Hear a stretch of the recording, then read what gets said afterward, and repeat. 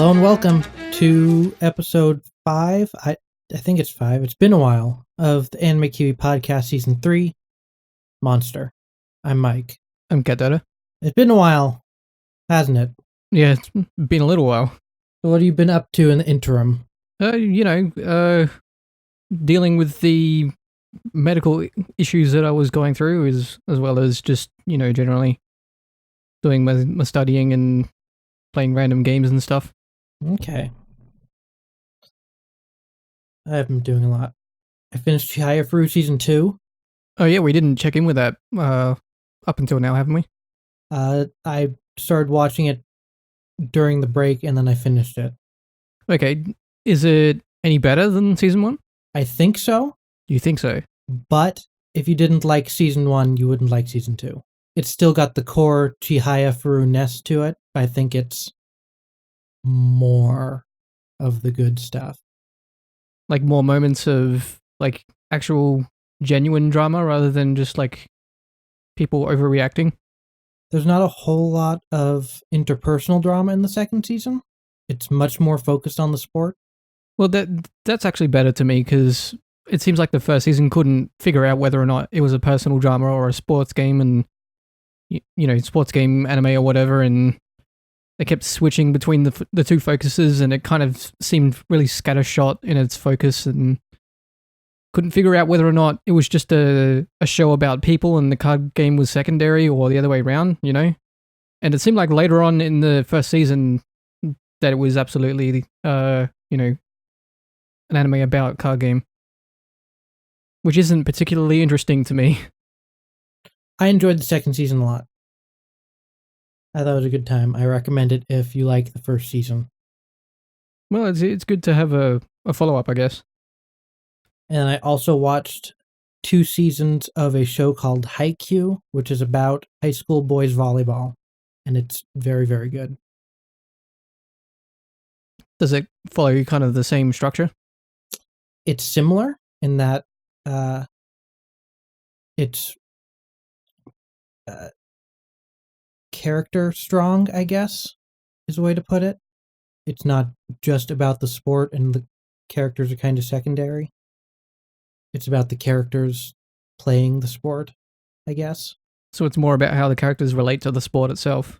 I mean, the sport's very important and it's very intense, I guess, is a way to put it. Especially in the second season, it gets pretty intense. But it's a very good, solid sports anime, and I burned through both those seasons in about a week. Well, I can tell you what I watched when I was going through my my migraine issues. It'll probably make you laugh. Is it the inside of your eyelids? Yeah, mostly. But I stuck my TV's brightness on 0 and was able to actually watch stuff while I was dealing with the pain, just because, the TV was so dark that I could still see what was going on because I was in a pitch black room, but it wasn't bright enough to hurt my head. Okay, but what did you watch? I watched all 7 seasons of Gilmore Girls. Well, that's unexpected. Yeah, I don't know, like I was looking at Netflix and I was like, I'm not able to do anything while this shit's going on, and I just need something to sit in the background that I don't need to focus on. And I remember knowing some people talking about that show and saying it's better than you probably think it is, and so I just put it on. So what's your review? I would say they're correct. It is better than you would think it is. It's pretty much like it's a fairly female focused, like soap opera type show, I guess. So like if you're a woman, that's probably much more your jam. But if you're like me and watching a show like Gilmore Girls isn't going to threaten your masculinity or something, it's a funny show and it's got well written, like fully formed characters with very specific traits and stuff that aren't just stereotypes and stuff. So it's very focused on the characters and interpersonal drama and stuff, but it's all very well done. So yeah, if you're the type of person that looks at that sort of show and says, it doesn't say something stupid like, "Oh, I don't watch that, I'm not gay" or something, then it's a perfectly fine show. And apparently there's like another season coming on Netflix or something, so that's what I heard. Which I had no idea about. Yeah, I heard about that. A number of people on my Facebook feed were excited about it. Yeah, like I'm so kind of surprised myself, but it turns out that show's totally legit. So Yeah, well, you're not going to get me downplaying it, I guess, because I'm somebody who willingly watches the Bachelor franchise. So Yeah, that's like the bottom of the barrel garbage. hey, it is bottom of the barrel garbage, but it is legitimately entertaining television. Fun garbage. Yeah, it's very fun garbage. I'm not really down with the whole watch stuff that's bad just to laugh at it. I can't Oh, really I'm not kind of gel with that stuff. I'm not watching it to laugh at. I'm genuinely entertained by it, but that doesn't mean it's not Well, garbage. yeah, but you enjoy the terribleness of it. You know what I mean? Uh, That's part of the enjoyment. At least it's I'm assuming. it's not the terribleness of it. It's the terribleness kind of the people on it.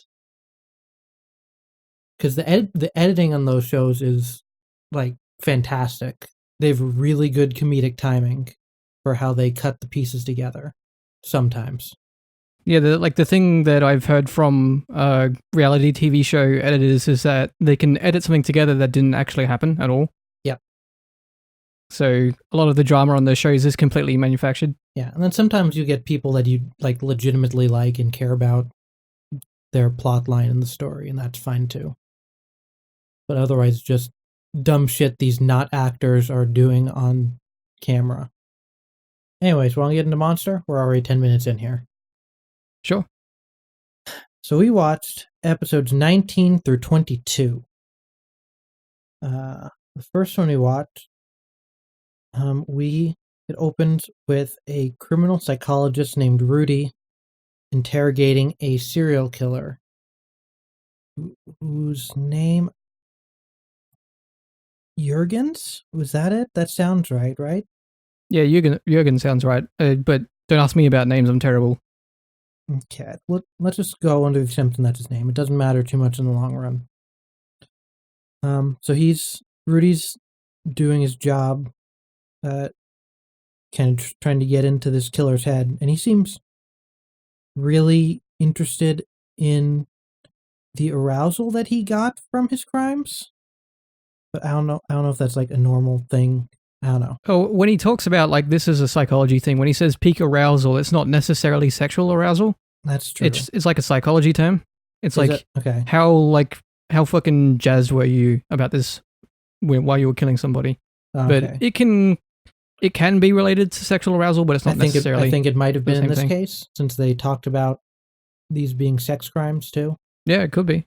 But anyways, we see that, and then he's back in his home or his office or something, and he hears someone, and it ends up that it's Tenma, and that they knew each other in medical school, and they were, according to Rudy, not on the best of terms, because Tenma showed up and basically upstaged him with grades, and then he thinks that Tenma was looking down on him because he was cheating on a medical law test, and Tenma saw it. But anyways, Tenma came to Rudy because he wanted to try and get into Johan's head about the messages he left, the ones where he's saying, "Help! The monster inside me is going to explode." And what do you remember? What the other one was? Uh, Not really. Just a lot of stuff about. It's something like the monster inside me is growing. I think. Yeah, I think it was monsters growing, monsters about to explode, or something like that. Yeah, but it's very much. It seems like Johan has multiple personalities, and these messages are uh, showing them kind of fighting each other. But Rudy, at this point, thinks that Tenma is making these personalities up and that the news reports about him are true. But he tapes his conversation with Tenma and asks Jurgens about it. And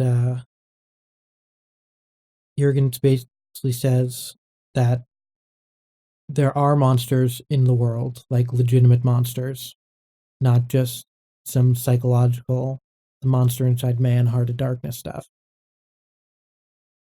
And then he tells Rudy to go check out the house of the last woman he murdered, which was established earlier in the episode, does not match up to his pattern of crimes. and he insists that he was doing it at the favor of a friend. I think it was before this happened that Rudy was talking with the police about Tenma and was offering to turn him in exchange for being able to study him. Yeah, that sounds right. But anyway, so Rudy goes to the basement, and there's a doll down there with a bunch of pictures of the old lady and a kid that he identifies as Jurgen's. And he's like, "Oh, this doesn't prove anything." So he starts to walk out, and it dawns on him that Jurgen said something about this in a past session, and he listens to that session on his tape because he is. I guess he's kind of obsessed with recording stuff on tape, is what they made it sound like, right? Yeah, it made it sound like that he was ignoring his wife in favor of studying people, and particularly using the tape recorder to do that. I guess, actually hearing the person's voice makes it more real for him or something. That's what I assumed. Yeah, so he's. I guess they're kind of setting Rudy up kind of as the sort of. I don't know if I'd categorize him as a monster, but he has the obsessions that make him an interesting character study, I guess.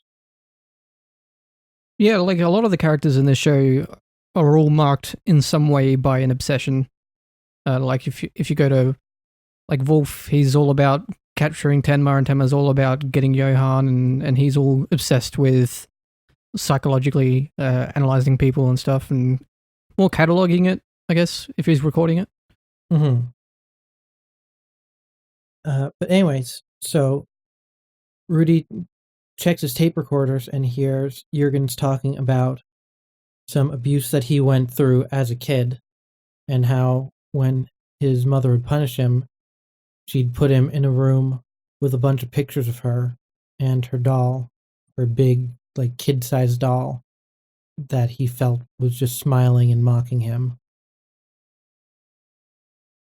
And that was what was set up in this woman's basement.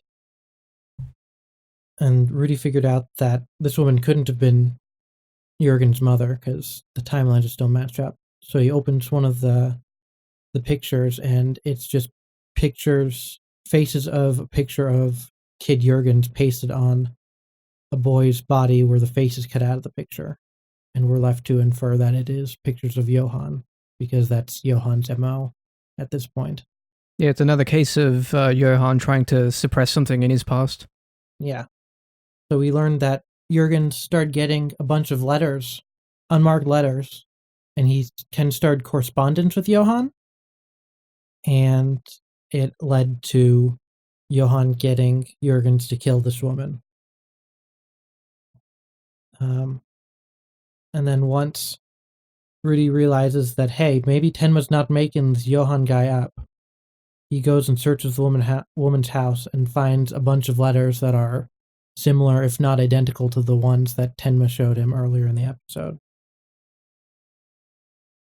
And then we get Tenma meeting up with Rudy at like a carnival or something.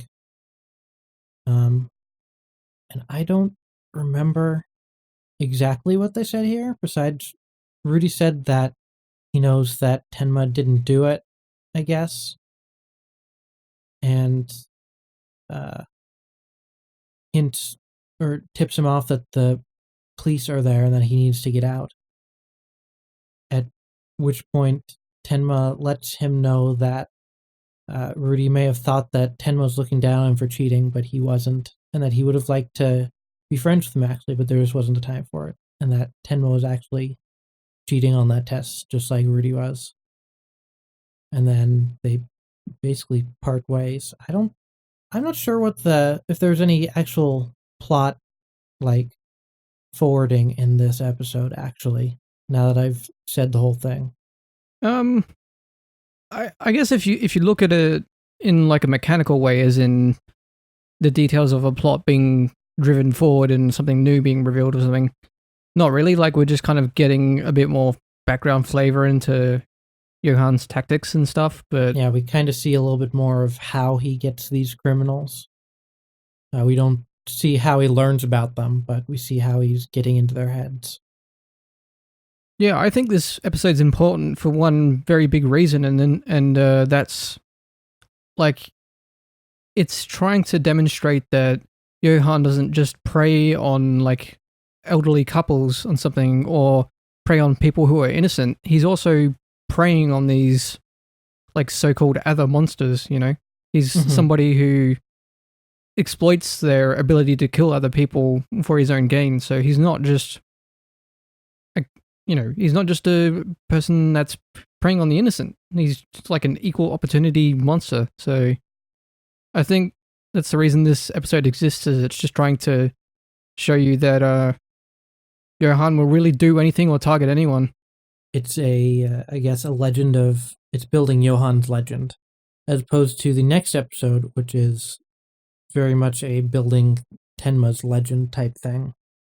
So in the next episode, we see a couple from England, or an English did they say where they're from? They speak English. Did you watch the Japanese dub while you this episode? Yeah, Japanese dub. Yeah, if you watch the English dub, they've got straight up like English accents, so presumably from England. Okay. But anyway, so they're an elderly English couple, and they're traveling in Germany, and they seem kind of overwhelmed by the German language in general. But they're driving down a country road, and they see Tenma and Dieter hitchhiking, and the old woman convinces her husband to pull over and pick them up.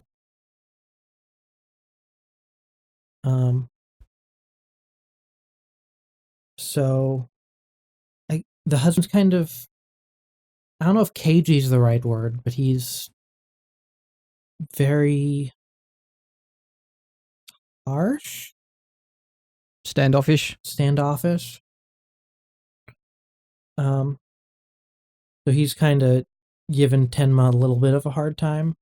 He's like, so how are you related to this kid? You're Asian, he's German. What's the deal? And they give whatever their cover story for that was. I think it was that Dieter's kid of a family, of a close friend or something. Yeah, like the son of the best friend, I think he says. But I think, like, as you see later in the episode, when he talks about how he can't really tell who a bad person is anymore, like he's lost that instinct, I think that's why he was giving Tenma a hard time, because he just can't, he felt like he couldn't judge anyone's character anymore. Mm-hmm. So anybody could be a bad person to him. This old man used to be a cop, by the way. Yeah. That's why this was a thing, because he said he used to have a very good ability to judge who is a criminal and if they are a good person or a bad person. And that he felt that this was slipping as he got towards retirement. But anyway, they eventually run out of gas in the middle of the countryside. And so they flag down a passing guy in a truck. And he says, okay, I can take you to the next gas station, but I can only take 2 of you. And so the old couple tell Tenma and Dieter to go. And then they find out the next gas station's not for a long while yet. And then we don't see them for a little bit. Because we go back to the old couple, who is just kind of sitting there wondering if they're ever going to come back for them, because the sun is setting now. And I don't remember if they talk of anything of significance in here. That's when they mentioned the sun. She's wondering if the sun will be watching the same sunset. Oh, right. But after that, they see a light in the distance, and it's Tenma and Dieter, who apparently got off at a farm a little ways up the road and were able to borrow some gas from them. At this point, we see them at a diner, and Tenma's helped them order some good food and wine, and they're thankful that Tenma's there because he can read the German and he knows what the good restaurants are and what the good food is. And they're glad that they have someone there that can show them that stuff. At this point, we kind of get a little bit more story about the man being a police officer And then after that they're off again, and they take what they call a detour, and they end up at the local police station. And Tenma and Dieter are worried. And there's just policemen milling about because they're parked in a patrol car parking spot. But the old couple come back out, and it turns out that Tenma was kind of worried for nothing, because we find out that the old couple's son had murdered a guy, and they came to talk to the officer who arrested them.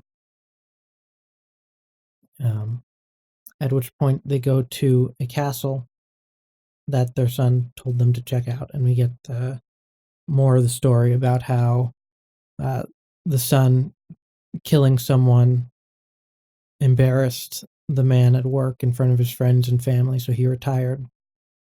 And they came here to meet with them.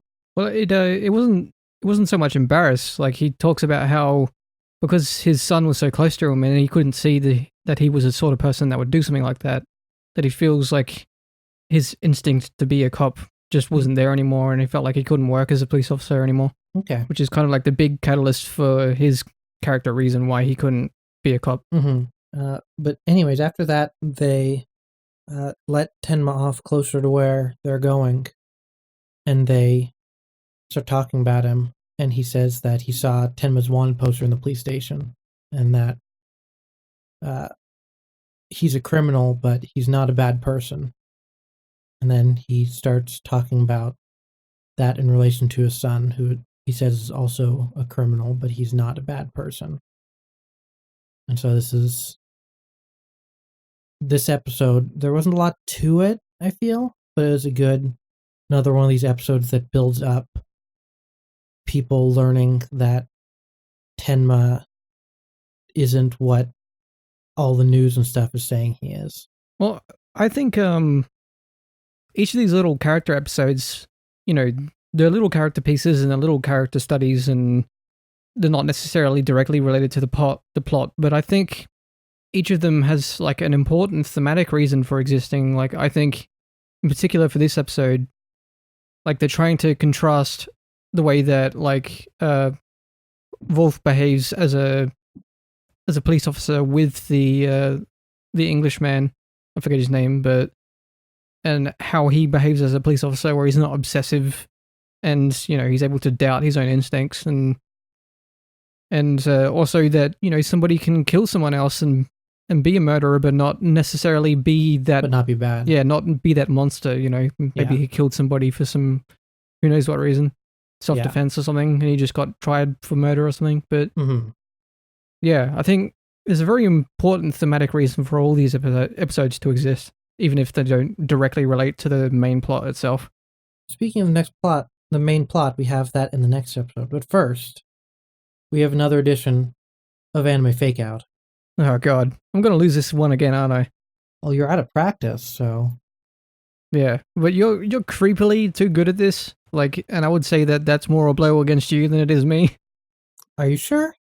You've been infected by the anime. It's seeped into your veins. Maybe I just know how to make you think an anime's real. Yeah, but you'd have to really know all the anime bullshit cliche stuff, like, in your very being to be able to do this so well. I'm using your innate prejudice against the medium against you. The stereotypes you fall victim to. But it's not as if they're warrantless. I have prejudice against it for good reason, I would say. Well, we'll find out with this next set. First up, Arrow Butler. Shonosuke hails from a family of the world's greatest butlers. However, compared to the rest of his family, his skills fall short. But one day, he stumbles into a hidden spring in the garden, which grants him supernatural butler power. The catch? They don't work when he wears clothes. You're fucking with me, aren't you? The second that one... has to be fake. I'm gonna be fucking so angry if that's real. The second one, Ninnin ga Shinobuden. Kaede is a normal high school girl who was studying for exam for school when suddenly she is interrupted by Shinobu, a girl who is a ninja in training, attempting to complete her exam.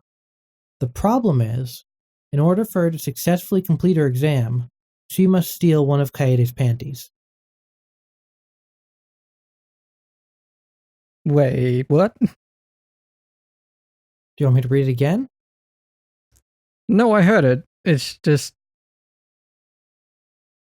okay. uh, fuck. Like the fact that one of these is real is kind of mind blowing, but the first one is so absurd that it just there's no way that's real unless you've gone like looking for like hentai or something. Is that your final answer? I don't know. I'm gonna pick it because, as I said, if this is real, I'm gonna be mad and I'm gonna just like swear off anime for the rest of my life. But yeah, that's got to be the fake one. The Butler one. Yeah. The Butler one is the fake one. Oh, thank God. You're 1 for 2.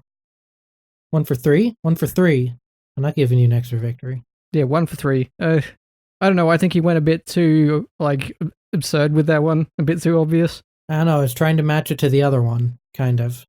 Yeah, but when you said it only works without his clothes on or something, I was like, nah, this is you've gone too far. I think it sounds plausible.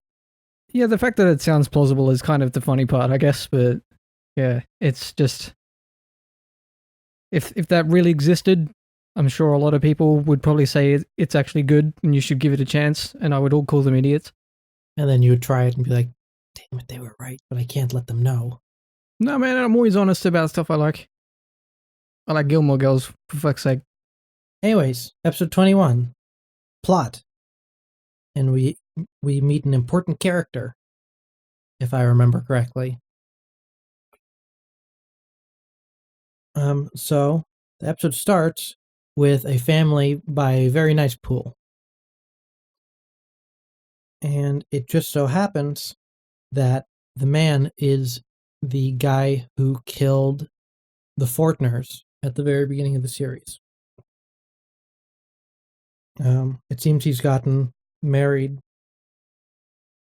and has had a kid, or it's the step kid. It's not clear at this point. But he goes and meets with what seems like a detective. I think they said he was a detective later. But he gets intel on Tenma, Nina, and his old partner. I know about Nina and his old partner, but I can't remember if Tenma was in the group. Do you remember? Sorry, what? I got distracted by coughing. Do you remember who all... I don't remember what this guy's name was. Mueller? I don't remember who Might be all... Messner. Messner? I think so. I'm not sure. I don't But remember. I think he was just trying to figure out who is like pulling the strings behind his back, like because he's confused about what exactly is going on. So he's just getting information on all these other people just to see who was the most plausible person. Yeah. But at this point, we learn that the other detective was killed in a drug deal, although I wouldn't be surprised if there's more behind that, but we don't know at this point. I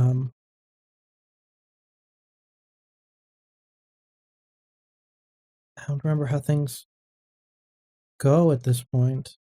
Well, like at a certain point, like the wife and the child leave, and then like Nina turns up, and then there's like, he sees that I think it was the detective had been killed inside his house. Yeah, and Nina's like, I didn't do this. It's your bodyguard that did this or something. Yeah, because he sees that Nina's holding a gun because she's coming after him, man. Because because that's one of the police who killed killed the parents. Yeah. But yeah, she says that his bodyguard Roberto's the one that killed the detective.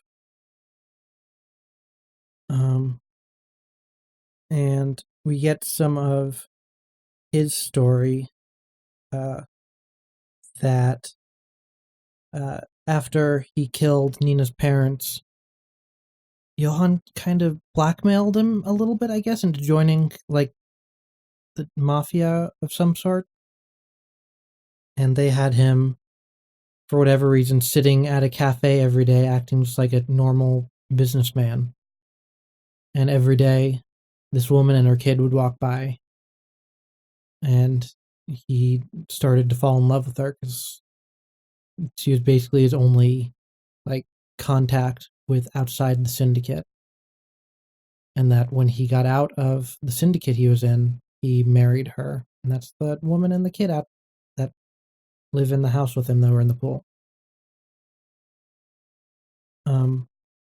But anyways, at this point, Nina has kidnapped him,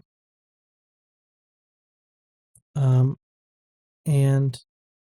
we find out that Roberto also killed the guy's old partner, who he said was in a drug bust, and I forgot about this until I looked at my notes, and it's in there.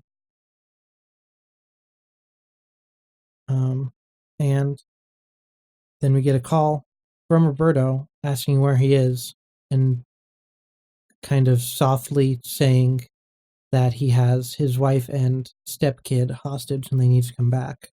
It kind of misses the scene of Nina very, very nearly executing him on the side of the road. Oh yeah, yeah. But he he starts crying about the fact that he's got a family now, and that the stepson was finally referring to him as his father. So yeah, and Nina's not a monster yet, so she has pity on him. Nina was very angry about the fact that he was crying about his family before dying, and but he comes to a realization that this is what he did to her. So it's kind of like mirrors Tenma a bit, because Tenma had a similar experience with that the terrorists in earlier on in the series. But after this call, him and Nina kind of they plan to ambush Roberto using an empty apartment that was across the pool, I guess, from the... Damn, I can't remember if it's Mueller or Messner. I have Mueller written down, so that has to be right. Yeah, it might be. I don't know where I get Messner from. Must be something else. I think there's someone else named Messner. I don't remember who it was. I have it written down somewhere.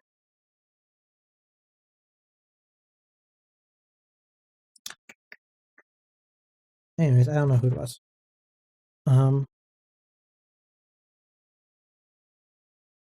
But she basically says to him, okay, when we do this plan, make sure you don't die because you need to turn yourself in to the police after this.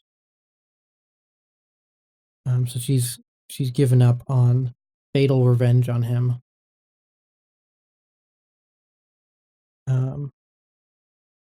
But they get back, and Mueller goes upstairs, and the detective's body is gone, and Roberto has a bunch of goons there.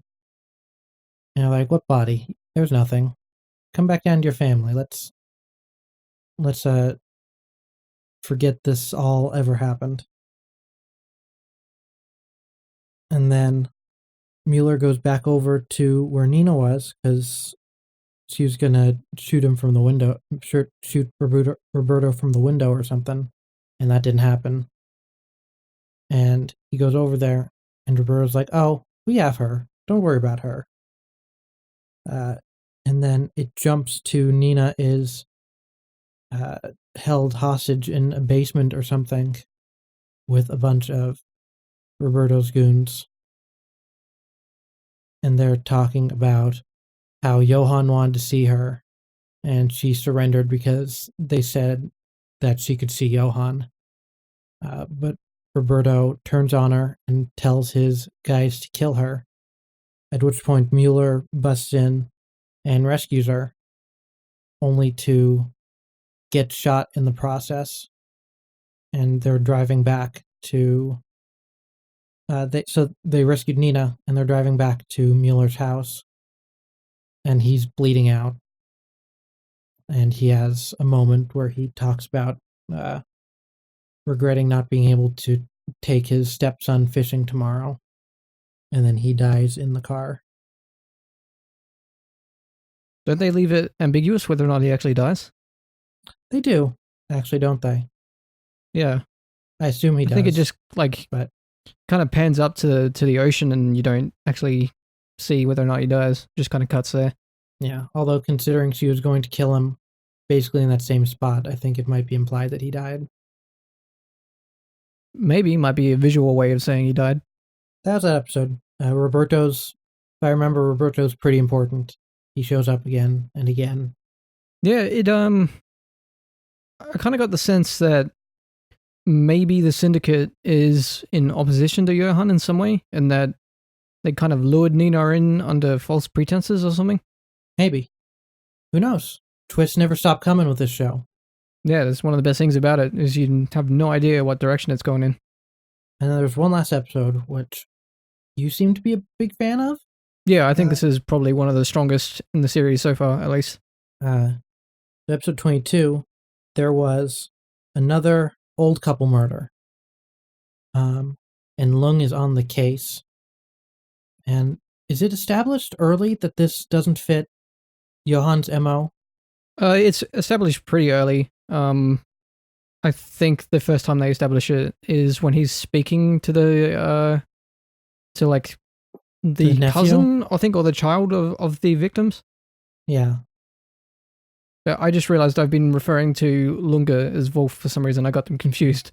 Oh, yeah, I was very confused for a while. I'm like, are you watching different? Remember when I said I'm bad with names?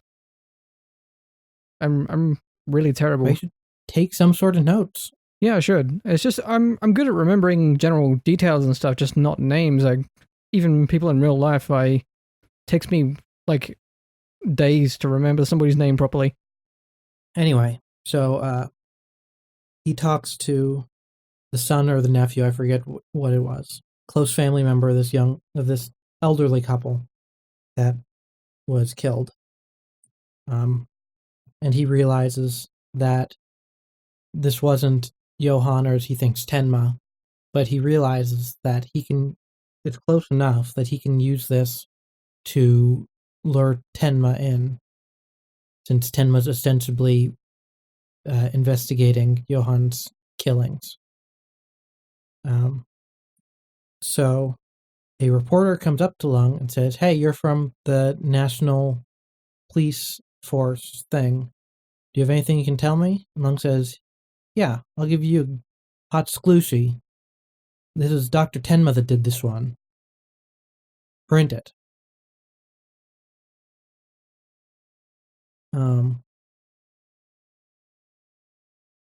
Was it before this that Lung goes to the house and walks through the crime? I think it's after. Okay. So after this, Lung goes to the house where the couple is murdered and walks through the crime like you'd see in any police procedural thing. And he realized, this is, I think, when he realizes for sure that Tenma didn't do it because it's too sloppy. Because the killer, due to the way things seem to have gone down, the killer hesitated before he dealt the final blow to one of them. Yeah, caught himself in a mirror.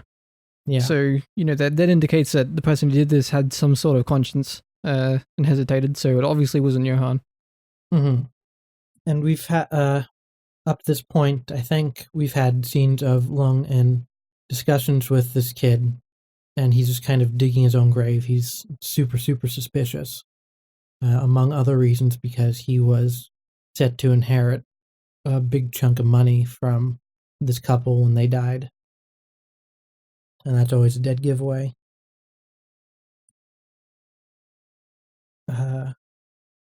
Meanwhile, because of the newspaper article, other people think that this is Tenma's work and is thus Johan's work.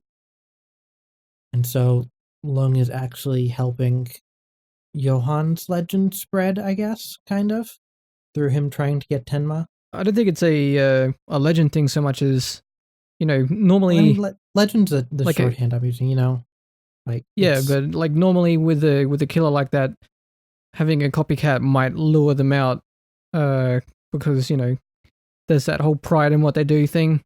Mm-hmm. But there's also the fact that, Tenma would want to see whether or not this is a real killing of Johan because it would help him find him better. So it's kind of a double-edged thing. Like it confirms Lung's suspicions about Tenma, but he's there for a completely different reason. Mm-hmm. But yeah, so Tenma does show up. He falls for the trap, and Lung confronts him. But the nephew is not very smart, and he's there too. And he attacks Lung, even though he was basically probably going to get away scot-free. Yeah, I think Lung even at one point straight up says that he just doesn't care whether or not he's guilty. He's just going to use that crime to lure out Tenma. Yeah. But Lung gets stabbed by the nephew. And do you remember what happened to the nephew after this? He gets pistol whipped and then shot in both knees. Who did that? I don't remember. Did Lung do that? Yeah, like as he's being stabbed, Lung just kind of struggles and then pistol whips him and then shoots him in both legs. And then the cousin just straight up starts confessing there, right on the spot. But Lung's just stay out of my way. Dude. Yeah, and then he starts chasing after Tenma again because Tenma got out of the window. Yeah. He was distracted and that's how he got stabbed. But so Lung is bleeding out and he's chasing Tenma, and then he collapses. And then since Tenma is a much better person than I would be in the situation, he picks Lung up with the intent of getting him medical help. So Lung is kind of in and out of consciousness, and Tenma's trying to help him, but Lung is being like a grade A belligerent weirdo dude and not wanting help from Tenma because Tenma's obviously guilty. So Tenma, my memory's a little bit fuzzy here, but Tenma patches him up best he could and kind of leaves him. Does he leave him at a hospital or does he leave him in that barn? I can't remember. I think he leaves him at the hospital. Okay. But from what I remember, there's the whole one of the times he comes into consciousness, he handcuffs Tenma's hands, so he doesn't have them free to do the surgery. But then he passes out again, so he's able to get the key and operate on him. Mm-hmm. But there's that shot of Lunga with when he's chasing after Tenma and he's beating on his car window, holding the gun. Mm-hmm. And he's got this really dead-eyed look on his face. It's a real good "this person's crazy" shot. Yeah, and it's a very evocative shot in that episode. Yeah. But it turns out that Tenma did save Lung by performing that operation. And the nephew confessed to the police, and he's been brought in. And at this point, we find out that, or Lung admits that he legitimately enjoys chasing Tenma, or this image of Tenma that he's built in his head. Yeah, I think that's kind of a funny detail because I was rewatching this episodes with the dubbed version because I could just have it on in the background while I was doing other stuff.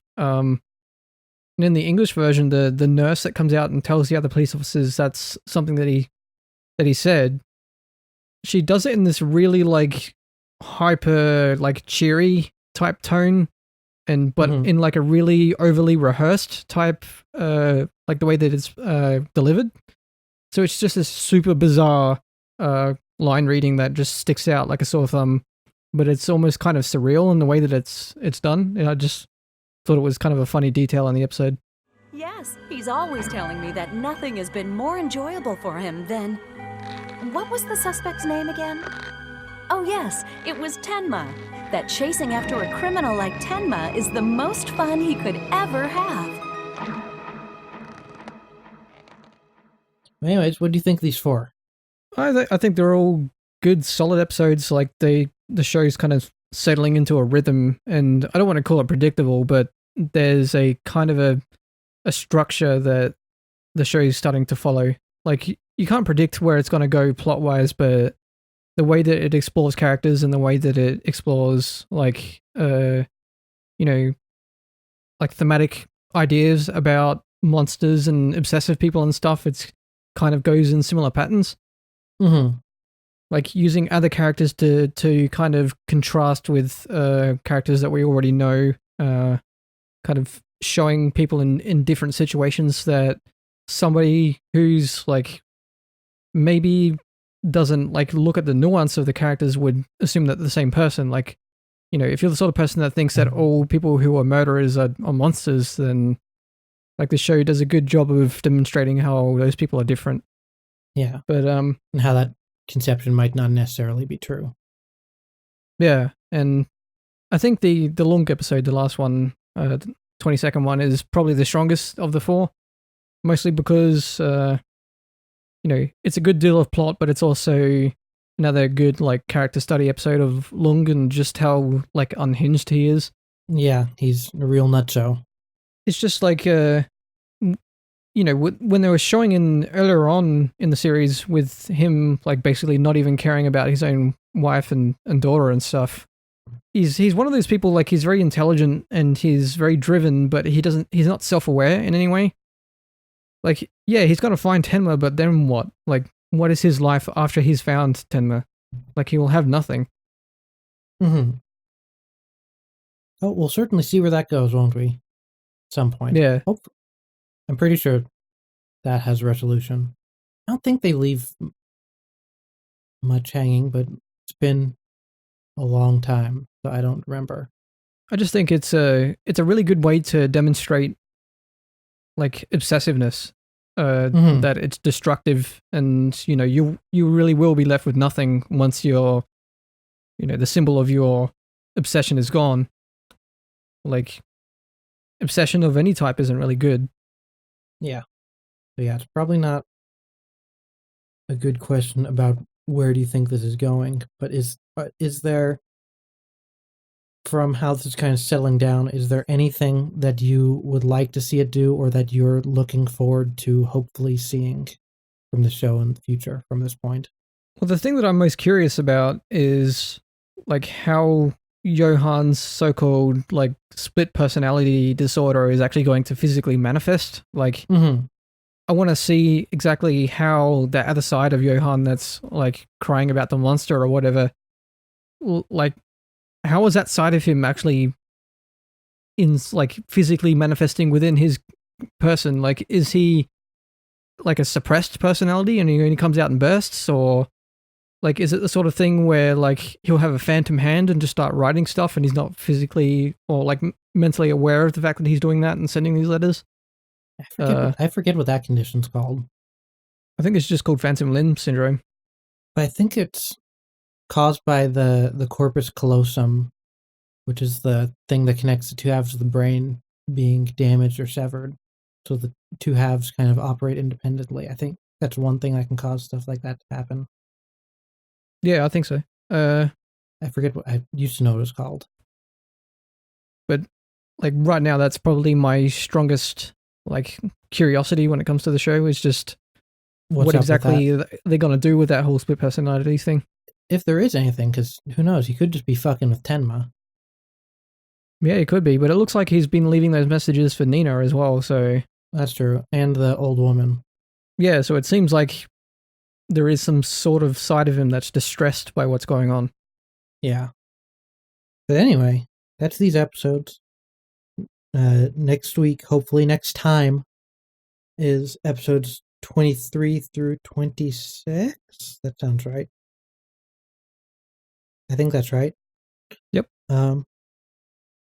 As always, you can send us a electronic letter at anime@gamekiwi.net. You can also catch us on Twitter and Facebook as the Game Kiwi. If you're listening to this on YouTube, be sure to like, comment, subscribe there. If you leave comments that are good, we might read them out next time. Might even read the bad ones. Might even read the bad ones if they're entertaining. Yeah, so I always like a good bad comment. if you're going to leave a shitty comment, at least make it entertaining. If you're getting this from iTunes, be sure to review and rate us there. Otherwise, just keep listening. Share with your friends if you think they might like it. Or if you think they wouldn't like it, you want to torture them, I guess. Be a real podcast Johan. I think that's it. Coming soon at the end of October 29th, is Game Kiwi's Extra Life marathon, where me and AP from some of our Let's Plays and probably some other people drop in too. We'll be playing video games for 24 hours to benefit the Children's Miracle Network. The specific hospital we're playing for this year is the UC Davis Children's Hospital. So help us there. You can find that at, let me find the link. It is extra-life.org/participant/GameKiwi. And GameKiwi is one word. We raised a little over $1,000 last year. We're hoping our goal for this year is 2,000. We're aiming big. If you donate before the marathon, you can help choose what AP is going to eat for dinner. He's going to make a sandwich, and every $5 you donate before the marathon, you will be allowed to suggest one ingredient for him to put on the sandwich, so you can make it a real fucking nightmare for him. And then if he gets sick, I guess it's a real nightmare for me too, because I'll have to deal with a sick person or deal with it alone. So maybe presumably it's going to be like they don't have to vote for actual food to go on it, right? They can't just say like put some cigarettes on there or something. Yeah, there's a whole rules thing he wrote up about what you can't put on there, and he put like the stuff he's allergic to. And he basically says, these are the things that will kill me. Don't put these things or other things that will obviously kill me on here, because we'll just ignore them. Well, I considering, last year with the man who vaped the world thing that we did, that was pretty funny. So I look forward to something else torturing him. That's also still on the table. I forget what amount he said would be necessary for him to do that, though. Is he actually going to sing this time, though? Because that's what I wanted him to do last time, but he didn't. Oh, maybe. We'll see. Yeah, I'll just leave it at that. So yeah, Extra Life, go to that link. I'll put it in the annotations for the YouTube and in the description for the RSS. But yeah, go donate before October 29th, 2016. Help us meet our goal. Help make AP miserable. So yeah. Anyway, that's this episode of Anime Kiwi. I'm Mike. I'm Kadada. Thanks for listening, and as always, keep it anime.